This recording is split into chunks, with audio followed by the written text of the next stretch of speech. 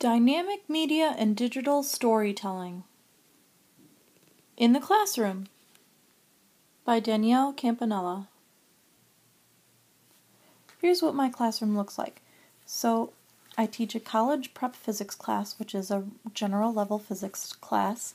The students would have had 2 to 3 years of science before coming to my class. Same with math, so they have the average math skill of a junior or senior in our high school, and I included some about the demographics of my classroom. And here's the demographics of the overall school population at my school. Now, even though the demographics at your school might be different, I still believe that any school with the right outset and the right materials, resources, can make use of digital storytelling and dynamic media. So, in a world addicted to Facebook, YouTube, and all kinds of other media online, how are we supposed to get our students to learn? Well, I have a suggestion. If you can't beat them, join them. What I mean by that is, instead of seeing YouTube, for example, as an obstacle competing for the attention of our students, we use digital media as a way of enhancing our classroom and using them as tools. Here's a list of digital media resources that I have access to at my school. Now, this is a somewhat extensive list because my school is fairly privileged, but if you have access to a computer yourself, a projector for your students to see what you're doing on the computer, this is a starting point for using digital media in your classroom. If you have access to a classroom set of computers, or if your students have access to computers on their own time, this can be further used as resources for your classroom. I'm not saying that pencil and paper are not necessary for a classroom anymore. They're definitely still needed. However, our society is very media savvy, and our students are going to need those skills, those technology skills, when they get into the real world. Our job as educators, then, is to help them develop those skills. Here's another reason why dynamic media and digital storytelling are so important. Standards. They're everywhere. These particular standards come from the International Society for Technology and Education, ISTE. And the set of standards is called the NETS, National Educational Technology Standards. As you can see, I have set out a list of the different NETs and the way that the dynamic media and digital storytelling fulfill those. So, for example, creativity and innovation. When using digital media, students will create projects and present information in new ways. If they're making a digital story, they have to put those different pieces together and make something that is their own. They may take different elements and put them together, but the presentation of that information is presented in a new way. Another set of standards is the 21st century skills. This particular graphic I took from an article about digital storytelling on the website for the University of Texas. Now, on the left-hand side of this chart, we have the list of the 4 21st century skills, and they relate to different aspects of digital storytelling. So if we look at the second item here, inventive thinking, digital storytelling is related to this because it requires students to think creatively, independently, and inventively. So they put all these different elements in their projects together in order to make a digital story. So digital storytelling might sound interesting, but how are we supposed to put it into our classroom? Well, that's our essential question. How can digital storytelling and dynamic media be integrated in the classroom to promote understanding? We don't want to put technology in the classroom for the sake of having technology in the classroom. We want it to enhance the learning experience somehow. There are some terms that I would like to define before I get into answering our essential question. First, I'll discuss a little bit about what essential questions means in and of itself. Then I'll define dynamic media. And finally, digital storytelling. First of all, essential questions. In an article by Elder and Paul, they talk about the importance of questions. For example, they say, the quality of our thinking is given in the quality of our questions. That makes sense. The better questions we ask, the deeper our questions, the deeper our understanding of a particular topic. They also say, it is not possible to be a good thinker and a poor questioner. So it's very important that we are asking the right questions, the essential questions in our curriculum. Cushman says that we should center our curriculum around questions instead of answers. The last thing that I want my students to try to get at is the quote-unquote right answer.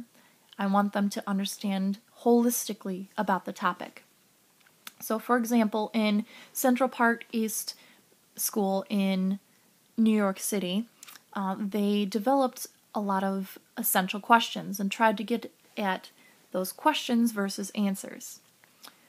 My favorite one of this list happens to be the last one. It's every student's favorite question. Why does this matter? And that is essentially what we're getting at when we are developing these questions. Another reason why essential questions are important is because they help promote higher level thinking skills. This particular graphic comes from the Church's article, and it is a revamping of the Bloom's taxonomy that you may be familiar with. So we want our students to go from just the remembering stage, the more or less regurgitating, as you might say, to not only understanding, applying, but analyzing the material, the course topic, and evaluate it and create things. So when we give a student a task to make a digital story, they have to put things together, evaluate what's important, and put together a story, create a story. Here's some essential questions that I've developed. The first one, how can digital storytelling and dynamic media foster learning as an extension from the classroom experience?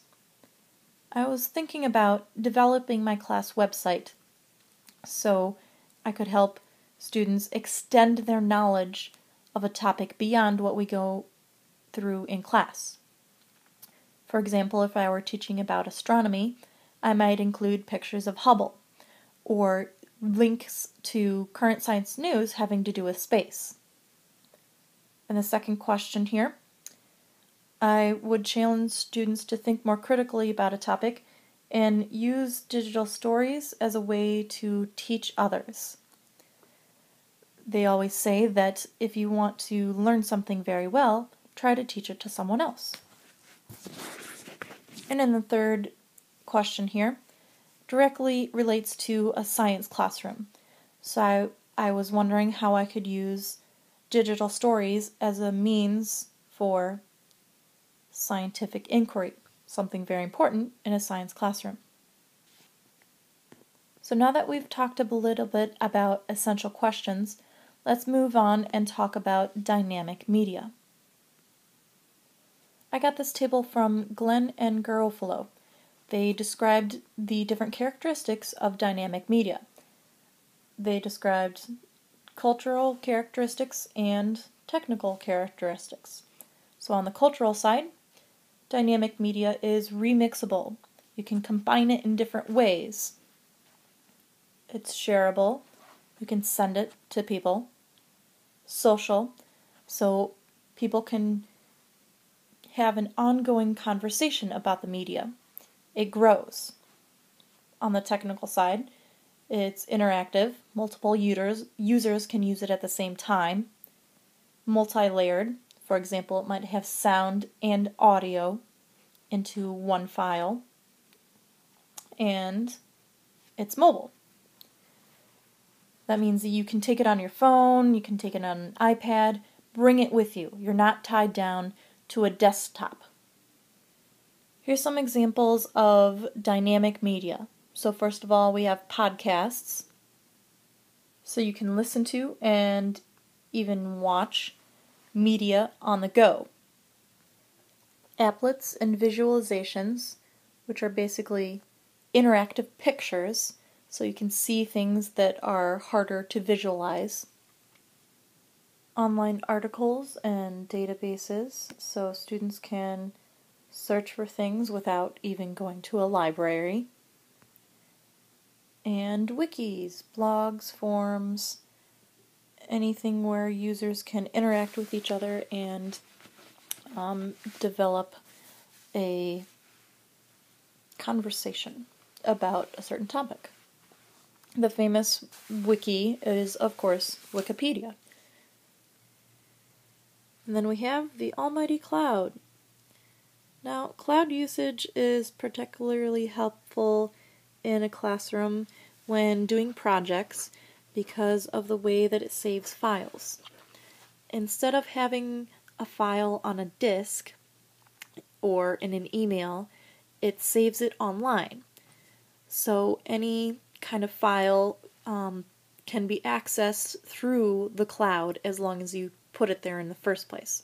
So things like Dropbox, Evernote, Google Documents even, save files online so students don't have issues with accessing their documents so long as they have internet access. They don't have printer problems that keep them from turning in their papers, or file problems, missing files. Things can be accessed and saved online so you do not have those type of issues. Now that I've given you some examples of dynamic media, I'm going to focus more on digital storytelling. So, what is it?